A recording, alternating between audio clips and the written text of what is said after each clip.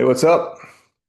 My name's Iron Tamer Dave Whitley, and welcome back to the Advancing Man Project podcast. It's been quite a while since you've heard from me, and a lot has gone down over the last 7 or 8 months since I did the last episode. And I'm recording this today to catch you up, let you know where things are headed, talk about what's been going on, that kind of stuff. So earlier this year, February 28th, I flipped my truck. I was driving along. There was an oncoming vehicle that got over the center line as I was headed into a curve on a dark country road not far from my home, a road that I'm unfamiliar with. I swerved to miss it, ran off the road, lost control going into the curve, flipped, rolled the truck, ended up lying sideways in a creek at the bottom of a hill next to a bridge. And there was probably 7 or 8 inches of water in the creek. Um, Crunching metal, broken glass, all of that stuff. And had I not had my seatbelt on, we would certainly be having no conversation right now. Um, I grabbed my phone. I called 911 and I was standing there with my feet ankle deep in water, going through what was once the driver's side window and my head sticking out the shattered passenger side window, waiting for the first responders to arrive. Never lost consciousness. Everything played out in slow motion, and it was it's pretty intense.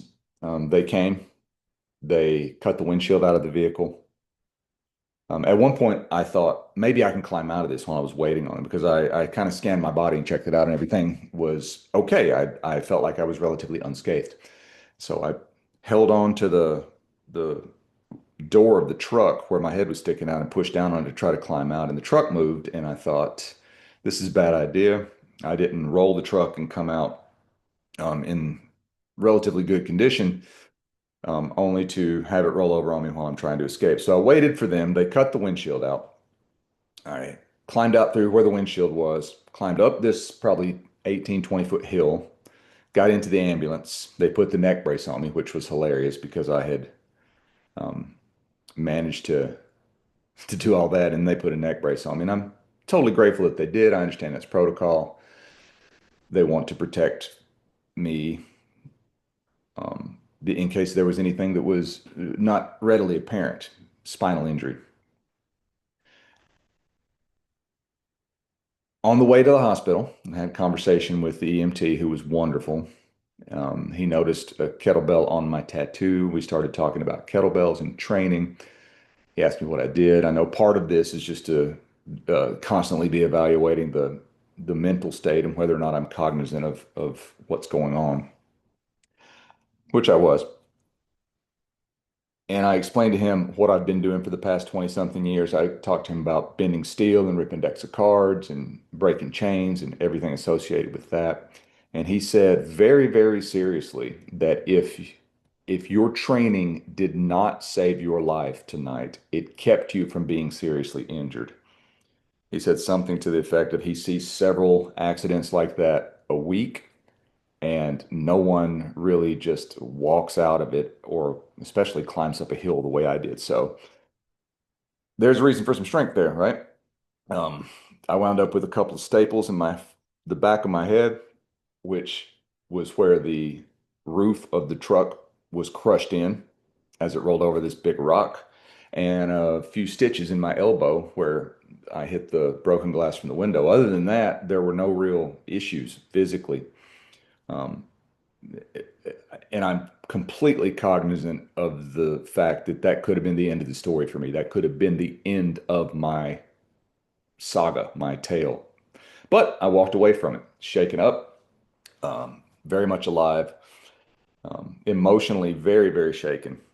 And it sounds trite, but or cliche, but that sort of thing changes the way that you look at life. Because as I was standing there waiting for the EMT to arrive, or for the first responders to arrive, all I could think about is I've got to get home. My son needs his dad. That was like the driving thought for me. And I spent the night in the hospital, came home the next day, and he had made a get well card, and he drew this picture. If you're looking at the video, you can see I've gotten it tattooed on my arm on the 6 month anniversary, which was a few weeks ago as I'm recording this.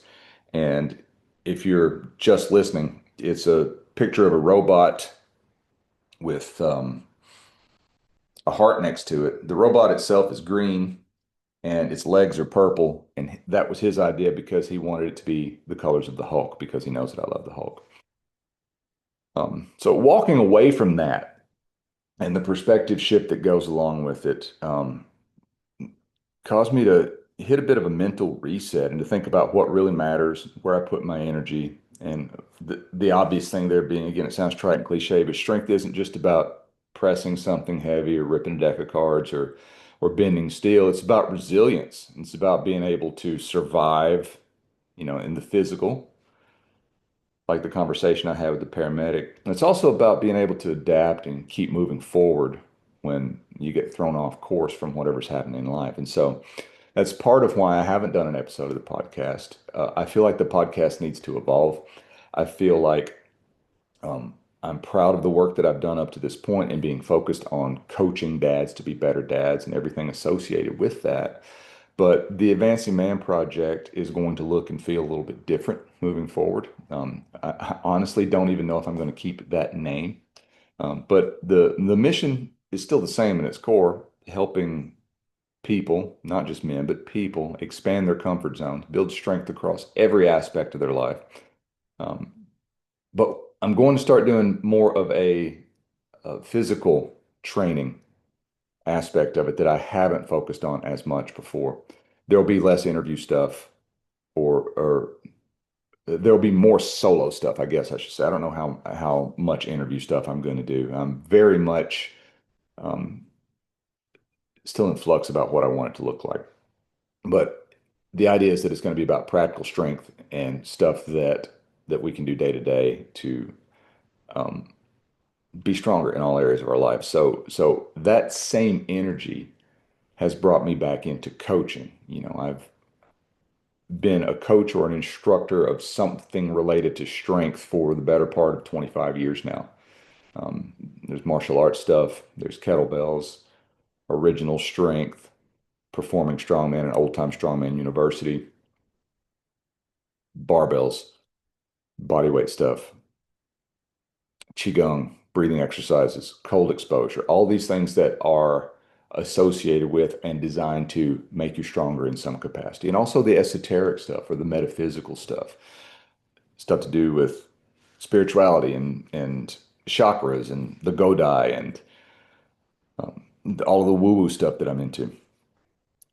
Um, the the incident of flipping the truck is a double underline exclamation point highlight reminder of how short and fragile life can be and how important it is that we live on our own terms. And I'm getting emotional about it just talking about it. I don't take that lightly.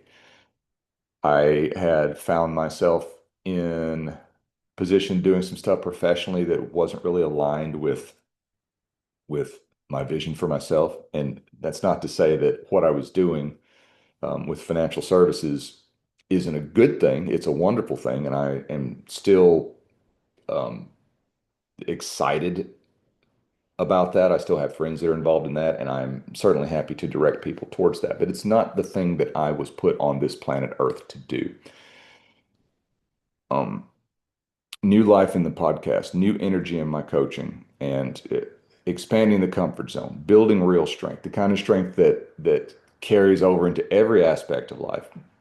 And so, if you're listening to this, you're interested in that, you know anything about my background, my history as a coach or as a strength performer, that is going to be the focus of what I'm doing for the foreseeable future, is helping other people get stronger in every area of their life. And if that's something you're interested in, I'd love to work with you. Um, you can message me on any of the social media platforms. You can email me at irontamer@gmail.com. And this is the beginning of the next chapter, I guess, as silly as that sounds, for the Advancing Man project. Is that we're moving into a new phase here. I appreciate you listening. I appreciate everyone who has wished me well over the past few months as I've gone through massive transitions in various different aspects of my life. I'm extremely, extremely grateful for my life, for my health, for my strength, for my family, my son, my pets, for the clients that I've picked up in the past few months, and for the people who are going to cross my path in the future. Thank you. I truly appreciate you. And that's all I got this time. Talk soon.